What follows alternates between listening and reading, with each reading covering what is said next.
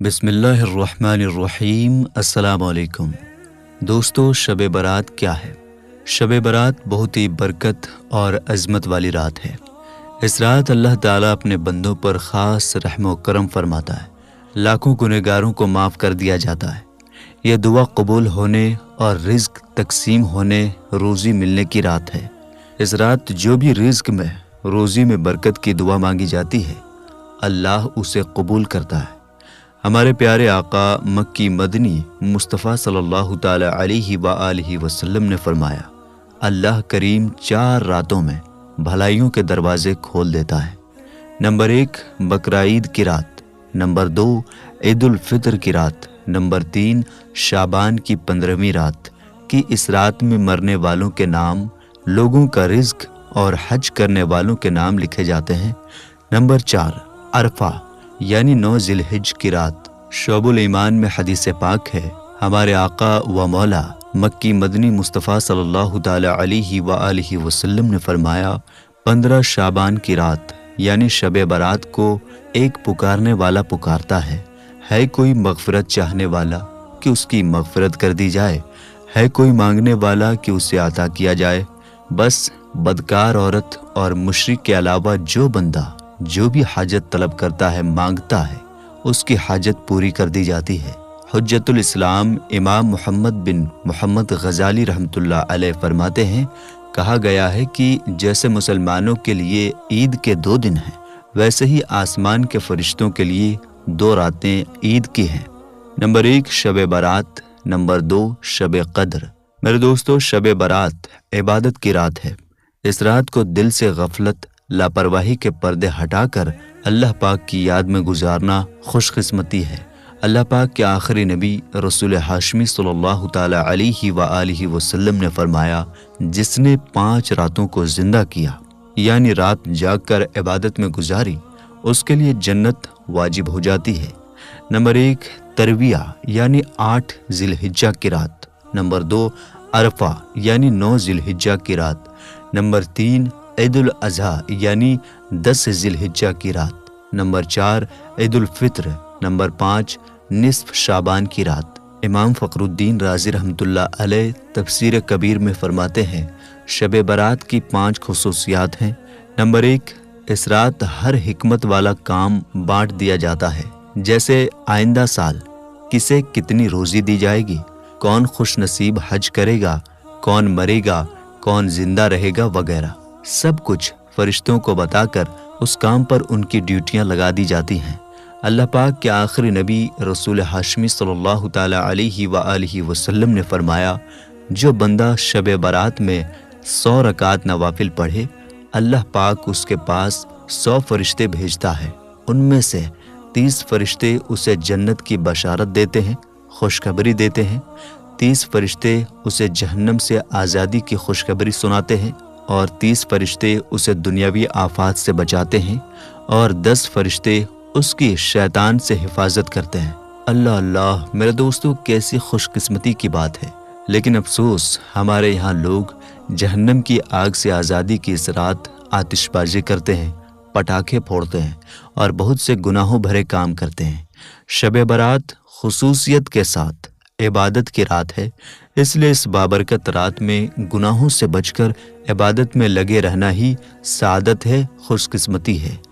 امام رازی رحمۃ اللہ علیہ نے اس رات کی تیسری خصوصیت یہ ارشاد فرمائی، نزول الرحمہ یعنی اس رات اللہ پاک کی رحمتیں چھما چھم برستی ہیں۔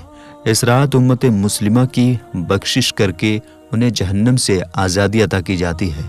نمبر 5 اور شب برات کی 5ویں خصوصیت یہ ہے کہ اس رات ہمارے آقا و مولا مکی مدنی مصطفیٰ صلی اللہ تعالی علیہ وآلہ وسلم کا منصب شفاعت مکمل ہوا۔ روایات کے مطابق ہمارے آقا و مولا مکی مدنی مصطفیٰ صلی اللہ تعالی علیہ وآلہ وسلم نے شعبان المعظم کی 13ویں رات بارگاہ الہی میں سوال کیا تو آپ کی 1/3 امت آپ کے حوالے کر دی گئی۔ پھر آپ صلی اللہ تعالی علیہ وآلہ وسلم نے شعبان المعظم کی 14ویں رات سوال کیا تو آپ کی 2/3 امت آپ کے حوالے کر دی گئی۔ پھر آپ صلی اللہ تعالی علیہ وآلہ وسلم نے شعبان المعظم کی 15ویں رات بارگاہ الہی میں سوال کیا تو آپ کی ساری امت آپ کے حوالے کر دی گئی۔ میرے دوستو، شب برات بہت نازک رات ہے۔ اللہ پاک نے فرمایا، ترجمہ: اس رات میں ہر حکمت والا کام بانٹ دیا جاتا ہے۔ پارہ 25 سورہ دخان آیت 4۔ حضرت عطا بن یسار رحمۃ اللہ علیہ فرماتے ہیں، جب نصف شعبان کی رات یعنی شب برات آتی ہے تو حضرت ملک الموت علیہ السلام کو ایک صحیفہ، ایک لسٹ دیا جاتا ہے اور حکم ہوتا ہے اس میں جن کے نام لکھے ہیں ان کی روح اس سال قبض کر لینا۔ میرے دوستو، آدمی شادی بیاہ میں مصروف ہوتا ہے، گھر کی تعمیر و ترقی میں لگا ہوتا ہے، جبکہ اس کا نام مردوں کی فہرست، مردوں کی لسٹ میں لکھا جا چکا ہوتا ہے۔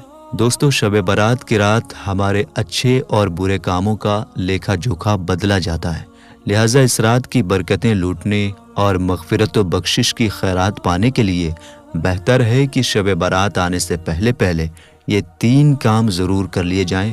نمبر 1، توبہ کر لیجئے۔ 14 شعبان المعظم کی شام سورج ڈوبنے کے وقت چونکہ پچھلے سال کا اعمال نامہ لپیٹ دیا جاتا ہے، اس لیے بہتر ہے کہ شب برات آنے سے پہلے توبہ کر لی جائے۔ حدیث پاک میں ہے، پیارے آقا مکی مدنی مصطفیٰ صلی اللہ تعالی علیہ وآلہ وسلم کا فرمان ہے، ترجمہ: گناہ سے توبہ کرنے والا ایسا ہے گویا اس نے گناہ کیا ہی نہیں۔ توبہ کرنے کے بہت فائدے ہیں، ان میں سے ایک بہترین فائدہ یہ ہے کہ اللہ پاک چاہے تو توبہ کی برکت سے گناہوں کو نیکیوں میں بدل دیتا ہے۔ پارہ 19 سورہ فرقان آیت 70 میں ارشاد ہوتا ہے، ترجمہ: مگر جو توبہ کرے اور ایمان لائے اور اچھا کام کرے تو ایسوں کی برائیوں کو اللہ بھلائیوں سے بدل دے گا۔ سبحان اللہ! معلوم ہوا جو بندہ سچی توبہ کرے، اللہ اور اس کے رسول صلی اللہ تعالی علیہ وآلہ وسلم پر پختہ ایمان رکھے اور توبہ کے بعد گناہوں کی طرف واپس نہ لوٹے بلکہ نیکیاں کرے، اللہ پاک کو راضی کرنے والے کاموں میں لگا رہے، تو انشاءاللہ تعالی اللہ پاک اس کے گناہوں کو نیکیوں میں بدل دے گا۔ غیب بتانے والے نبی رسول ہاشمی صلی اللہ تعالی علیہ وآلہ وسلم نے فرمایا، روز قیامت ایک شخص بارگاہ الہی میں پیش کیا جائے گا، حکم ہوگا اس کے صغیرہ چھوٹے گناہ اس پر پیش کرو، چنانچہ ایک ایک کر کے اس کے گناہ پیش کیے جائیں گے۔ وہ ہر گناہ کا اقرار کرتا جائے گا اور ڈرتا ہوگا کہ ابھی کبیرہ بڑے گناہوں کی باری آنی ہے۔ اتنے میں حکم ہوگا، تیرے ہر گناہ کی جگہ ایک نیکی ہے۔ اب وہ پکارے گا، مولا ابھی تو بہت بڑے بڑے گناہ ہیں جن کا ذکر ہی نہیں ہوا۔ مطلب یہ کہ پہلے تو ڈر رہا ہوگا کہ گناہوں پر پکڑ ہوگی، مگر جب اللہ پاک کی رحمت دیکھے گا کہ گناہ نیکیوں میں بدل رہے ہیں تو چاہے گا کہ میرے سارے گناہ نیکیوں میں بدل جائیں، اس لیے وہ پکارے گا، مولا ابھی بڑے بڑے گناہوں کا تو ذکر ہی نہیں ہوا۔ سبحان اللہ! ہمارے رب کریم کی بے پناہ رحمتوں کی بھی کیا شان ہے۔ شب برات آنے سے پہلے ہم سچی توبہ کرنے میں کامیاب ہو جائیں اور پچھلے سال کا اعمال نامہ لپیٹا جائے تو اس میں ایک بھی گناہ باقی نہ ہو۔ سچی توبہ کی برکت سے سب گناہ مٹ جائیں بلکہ زہ نصیب گناہ نیکیوں میں بدل جائیں، تب تو وارے ہی نیارے ہو جائیں گے۔ خیال رہے، ہمارے یہاں توبہ کو بہت ہلکا لیا جاتا ہے۔ کچھ لوگ گال پر ہلکی سی چپت مار کر کہہ دیتے ہیں توبہ توبہ، کچھ ناک اور کانوں کو ہاتھ لگاتے ہیں، کچھ لوگ اپنی زبان دانتوں تلے دبا کر 2-4 بار توبہ توبہ کہہ دیتے ہیں۔ یہ توبہ نہیں ہے۔ سچی توبہ کے 3 رکن ہیں۔ نمبر 1، گناہ پر اس لیے شرمندہ ہونا کہ وہ اللہ پاک کی نافرمانی ہے۔ مثال کے طور پر اگر کسی نے سودی کاروبار کر لیا اور سودی لینے دینے پر شرمندگی کی بہت سی وجہیں ہو سکتی ہیں۔ کسی کو سودی لین دین میں نقصان پہنچ گیا، اس لیے شرمندہ ہو رہا ہے۔ سودی لین دین کی وجہ سے گھر والے یا دوست رشتہ دار ناراض ہیں، اس لیے شرمندگی ہو رہی ہے۔ ایسی شرمندگی توبہ کے لیے کافی نہیں ہے، بلکہ توبہ کے لیے ضروری ہے کہ سود کو اللہ پاک کی نافرمانی سمجھ کر اللہ پاک کے عذاب سے ڈرتے ہوئے شرمندہ ہو۔ نمبر 2، دوسرا رکن یہ ہے کہ بندہ اس گناہ کو فوراً چھوڑ دے۔ ایسا نہ ہو کہ گناہ بھی کر رہا ہے اور توبہ بھی کیے جا رہا ہے، یہ توبہ نہیں بلکہ معاذ اللہ مذاق ہے۔ نمبر 3، سچی توبہ کا تیسرا رکن یہ ہے کہ آئندہ वो गुनाह ना करने का पक्का इरादा कर ले। ये तीनों रुकन पूरे होंगे तो इसे सच्ची तौबा कहा जाएगा। नंबर 2, दूसरों से माफ़ी मांग लीजिए। दूसरा अहम तरीन काम ये है कि शब बारात आने से पहले पहले बंदों के हुकूक, राइट्स माफ़ करवा लिए जाएं। ये भी तौबा ही का एक हिस्सा है। अगर किसी का हक मारा हो, जब तक उससे माफ़ी ना करवा लें उस वक्त तक वो हक तलफी माफ़ नहीं होती। इसलिए बेहतर है कि शब बारात आने से पहले पहले अपने हर जानने वाले से एहतियातन माफ़ी तलाफ़ी कर ली जाए, ताकि जाने अनजाने में कभी किसी के दिल आज़ारी हुई हो, किसी को तकलीफ़ पहुंचा दी हो तो उसकी माफ़ी हो जाए। हमारे यहाँ शब बारात से पहले व्हाट्सएप वगैरह पर एक मैसेज चलता है जिसमें दूसरों से माफ़ी की दरख्वास्त होती है। ये अच्छा तरीक़ा है, मगर एक मैसेज को 200 या 400 लोगों की तरफ फॉरवर्ड कर देना माफ़ी के लिए काफ़ी नहीं है। बेहतर यह है कि जिनसे मिल सकते हैं उनसे मिलकर, जिन्हें फ़ोन कर सकते हैं उन्हें फ़ोन करके, और जिन तक रसाई नहीं उनसे बाकायदा सौती या तहरीरी पैगाम, वॉइस और टेक्स्ट मैसेज अपनी तरफ से रिकॉर्ड करके या लिख कर भेजा जाए, ताकि सामने वाले को लगे कि वाकई संजीदगी के साथ मुझसे माफ़ी मांगी जा रही है। और जिनसे माफ़ी मांगी जाए उन्हें भी चाहिए कि अपने मुसलमान भाइयों को माफ़ करके सवाब कमाएं। नंबर 3, दिल से बुग़्ज़ व कीना निकाल दीजिए। मेरे दोस्तों, रिवायात के मुताबिक जो बदनसीब शब बारात जैसी अजीम रात में भी मगफिरत से महरूम रहते हैं, उनमें एक बुग़्ज़ व कीना रखने वाला भी है। यकीनन हम में से हर एक मगफिरत व बख्शिश का तलबगार और हाजतमंद है। इसलिए शब बारात आने से पहले पहले इन तमाम गुनाहों से तौबा के साथ साथ ये भी ज़रूरी है कि हम अपना दिल साफ़ कर लें। दिल में किसी का बुग़्ज़ व कीना यानी छुपी दुश्मनी, किसी के मुतालिक हसद, किसी के लिए मैल न रहे। अल्लाह पाक कुरान करीम में इरशाद फरमाता है, तर्जुमा, जिस दिन न माल काम आएगा न बेटे, मगर वो जो अल्लाह के हुजूर हाजिर हुआ सलामत दिल लेकर। पारा 19 सूरा शोरा आयत 88-89। मालूम हुआ क़यामत के दिन ना माल काम आएगा ना औलाद काम आएगी। क़यामत के दिन क़ल्ब सलीम काम आएगा। क़ल्ब सलीम क्या है? वो दिल जो कुफ्र व शिर्क से पाक हो, जिस दिल में बदअकीदगी ना हो, वो दिल जो बातिनी बीमारियों से पाक हो, जिसमें हसद ना हो, बुग़्ज़ ना हो, कीना ना हो, दुनिया की मोहब्बत ना हो। ऐसे पाकीज़ा दिल वाला रोज़े क़यामत कामयाब होगा। हज़रत अब्दुल्लाह बिन अमर रज़ियल्लाहु ताला अन्हु फरमाते हैं, प्यारे आका नूर वाले मुस्तफ़ा सल्लल्लाहु ताला अलैहि व आलिहि वसल्लम की पाक बारगाह में अर्ज़ किया गया, या रसूलल्लाह सल्लल्लाहु ताला अलैहि व आलिहि वसल्लम, लोगों में अफजल कौन है? फरमाया, हर वो बंदा जो मखमूमुल क़ल्ब है और सच्ची ज़बान वाला है। सहाबा किराम अलैहिमुर रिदवान ने अर्ज़ किया, या रसूलल्लाह सल्लल्लाहु ताला अलैहि व आलिहि वसल्लम, सुदूकुल लिसान यानी सच्ची ज़बान वाला किसे कहते हैं? ये तो हम जानते हैं, मखमूमुल क़ल्ब कौन है? फरमाया, वो मुत्तकी शख्स जिस पर कोई गुनाह ना हो, उसके दिल में ना सरकशी हो, ना कीना हो, ना ही हसद हो। मालूम हुआ जिसकी ज़बान सच्ची हो, झूठ ना बोले, और जिसके दिल में ना सरकशी हो, ना कीना हो, ना बुग़्ज़ हो, ना हसद जलन हो, वो बंदा बड़ी फजीलत वाला है। सहाबी रसूल हज़रत अनस बिन मालिक रज़ियल्लाहु ताला अन्हु फरमाते हैं, हम मालिक जन्नत कासिम नेमत सल्लल्लाहु ताला अलैहि व आलिहि वसल्लम की खिदमत में हाजिर थे। आप सल्लल्लाहु ताला अलैहि व आलिहि वसल्लम ने फरमाया, तर्जुमा, अभी तुम्हारे पास इस रास्ते से एक जन्नती आदमी आएगा। चुनांचे एक अंसारी सहाबी वहां से आए। उनकी दाढ़ी वुज़ू के पानी से तर थी, उल्टे हाथ में जूता उठा रखा था और चले आ रहे थे। दूसरे दिन फिर नबी अकरम सल्लल्लाहु ताला अलैहि व आलिहि वसल्लम ने फरमाया, अभी तुम्हारे पास इस रास्ते से एक जन्नती आदमी आएगा। दूसरे दिन भी वही सहाबी आए। तीसरे दिन फिर ऐसा ही हुआ।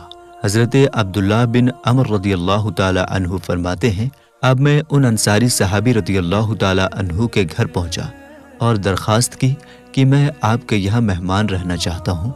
चुनांचे मैं 3 रातें उनके पास रहा। इस दौरान मैंने उन्हें रात को क़याम यानी नवाफिल की कसरत करते हुए नहीं देखा। हाँ, इतना ज़रूर था कि जब वो अपने बिस्तर पर करवटें बदलते तो ज़िक्रुल्लाह करते थे। एक अच्छी आदत उनकी ये भी थी कि वो अच्छी बात कहते या खामोश रहा करते। جب 3 راتیں گزر گئیں تو میں نے انہیں اصل بات بتائی کہ پیارے آقا مکی مدنی مصطفیٰ صلی اللہ تعالی علیہ وآلہ وسلم نے 3 دن لگاتار جنت کی بشارت، جنت کی خوشخبری عطا فرمائی، اور تینوں دن اس بشارت کے مستحق آپ ہی ہوئے۔ میں چاہتا تھا کہ آپ کے پاس رہ کر آپ کا عمل دیکھوں، لیکن مجھے تو آپ کا کوئی زیادہ عمل دکھائی نہیں دیا۔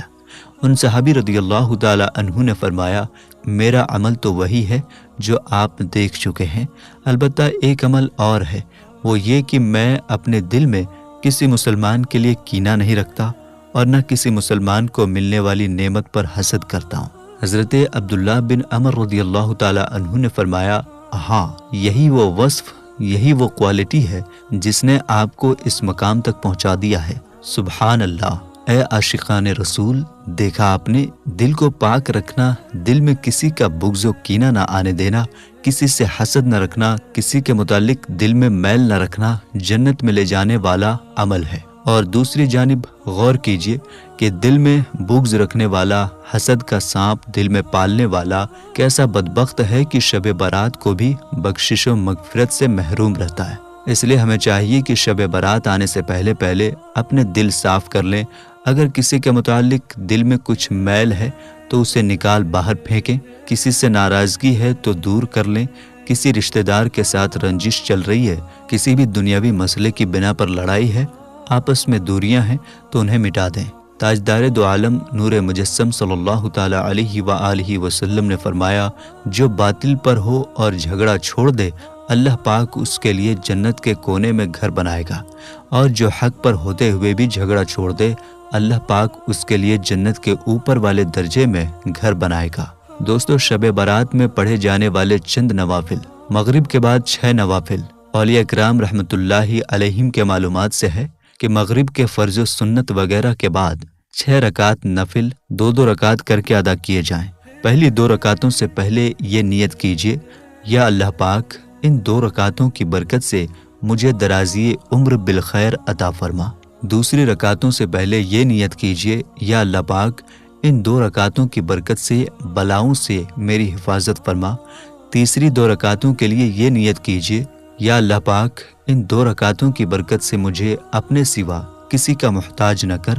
ان 6 رکعتوں میں سورہ فاتحہ کے بعد جو چاہیں وہ سورہ پڑھ سکتے ہیں، چاہیں تو ہر رکعت میں سورہ فاتحہ کے بعد 3 بار سورہ اخلاص پڑھ لیجئے، ہر 2 رکعت کے بعد 21 بار قل هو اللہ احد پوری سورہ، یا 1 بار سورہ یاسین شریف پڑھ لیجئے، بلکہ ہو سکے تو دونوں ہی پڑھ لیجئے۔ یہ بھی ہو سکتا ہے کہ کوئی ایک اسلامی بھائی بلند آواز سے سورہ یاسین پڑھیں اور دوسرے خاموشی سے خوب کان لگا کر سنیں۔ اس میں یہ خیال رہے کہ سننے والا اس دوران زبان سے سورہ یاسین شریف بلکہ کچھ بھی نہ پڑھے۔ اور یہ مسئلہ خوب یاد رکھیے کہ جب قرآن کریم بلند آواز سے پڑھا جائے تو جو لوگ سننے کے لیے حاضر ہیں ان پر فرض عین ہے کہ چپ چاپ خوب کان لگا کر سنیں۔ انشاءاللہ الکریم رات شروع ہوتے ہی ثواب کا انبار لگ جائے گا۔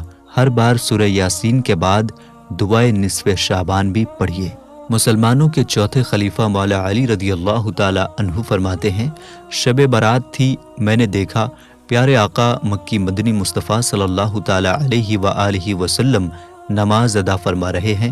آپ صلی اللہ تعالی علیہ وآلہ وسلم نے 14 رکعت نماز ادا فرمائی۔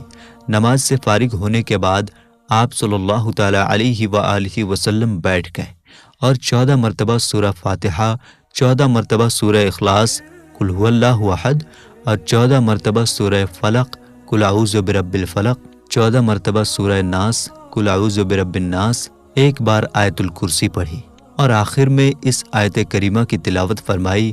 پارہ 11 سورہ توبہ آیت 128۔ ترجمہ: بے شک تمہارے پاس تشریف لائے ان میں سے وہ رسول جن پر تمہارا مشقت میں پڑنا گرا ہے، تمہاری بھلائی کے نہایت چاہنے والے مسلمانوں پر کمال مہربان۔